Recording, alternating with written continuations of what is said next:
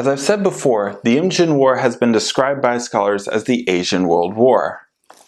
And this week we explore just how far the political ambitions of Hideyoshi goes in this week's episode of Japan at War.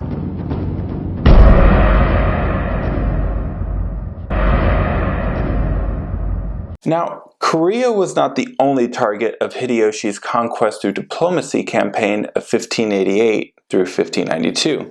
Similar messages were sent to the Ryukyu Islands, Taiwan, the Philippines, and even India, telling the peoples there of his greatness and demanded that they submit to him.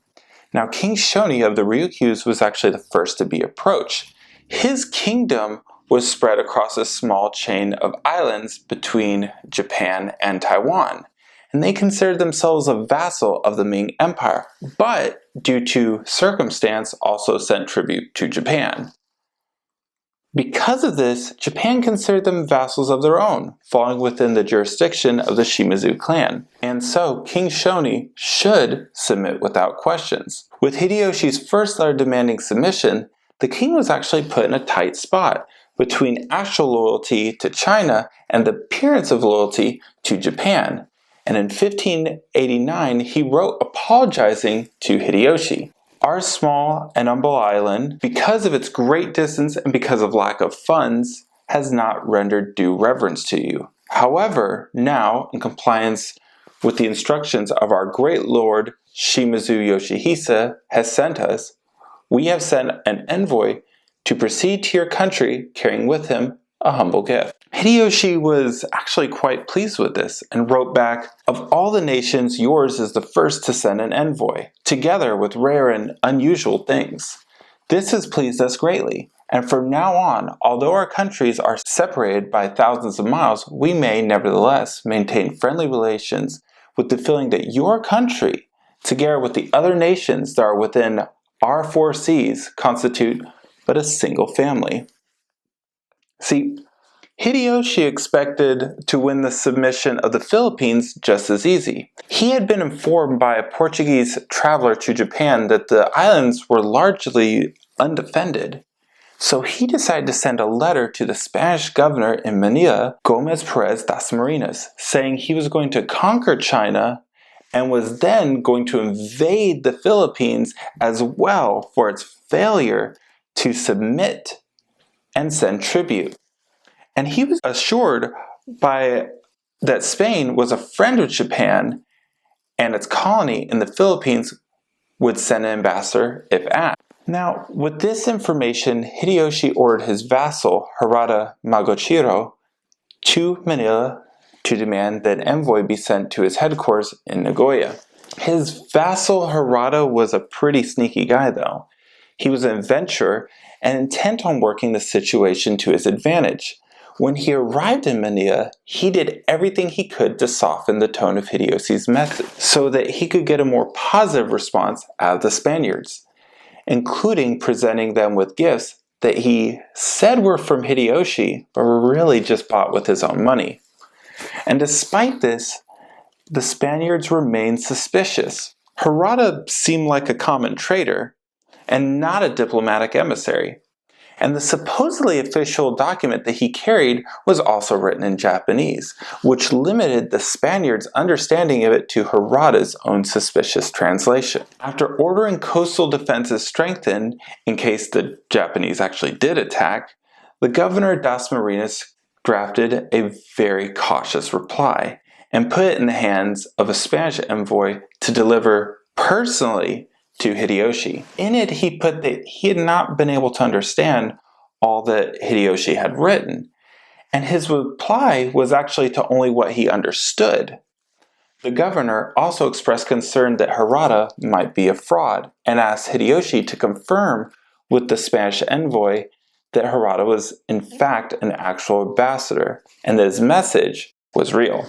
Das Marinas writes, "If it is such that I shall respond to the friendship due, and King Philip II of Spain would in turn be glad to extend his hand in true friendship and alliance, inasmuch as certain gifts have been sent to me, but lately from Japan, which are of great value. I would wish to have some rare and valuable products of our España to send in return.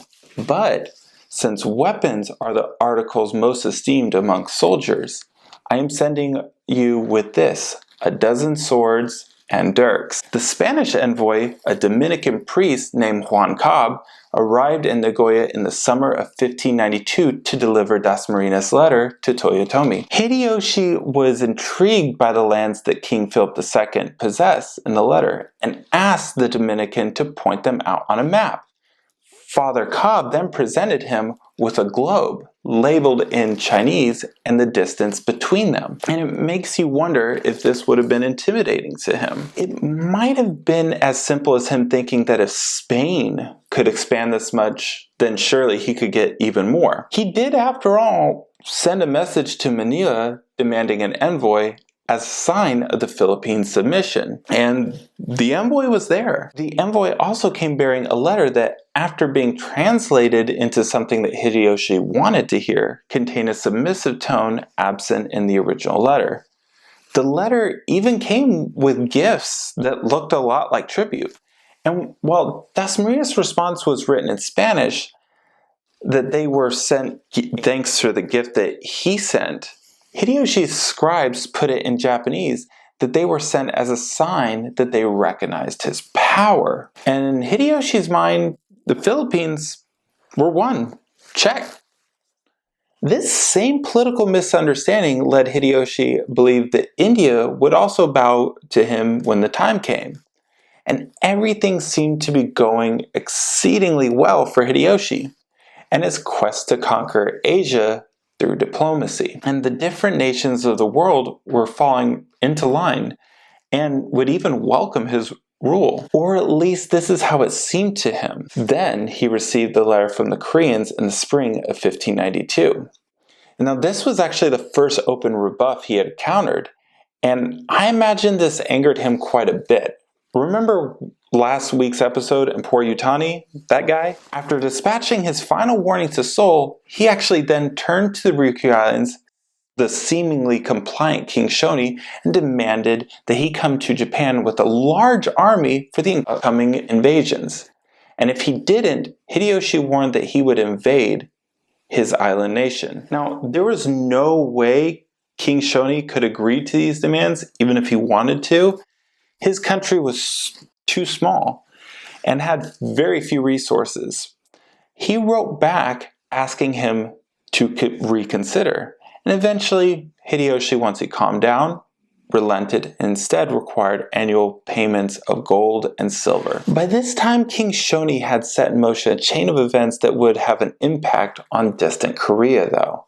Hideyoshi's demand had driven him to write his real ruler, the Emperor of Ming China, to ask for help, including copies of all of Hideyoshi's demands. This was the first word that the Ming court received of the Japanese planned Asian conquest. They did not send assistance apart from not seeing the island nation as actually being important enough to send help. And they felt they also had enough to worry about at home, with a mutiny going on along the northern border, a rebellion in the west, and above all, the Wanli emperor refusing to allow his first son to be installed as heir. But what King Shoni's letter did do is bring into their minds the question, why had they not heard about this first from their loyal vassal? Was Korea to be trusted?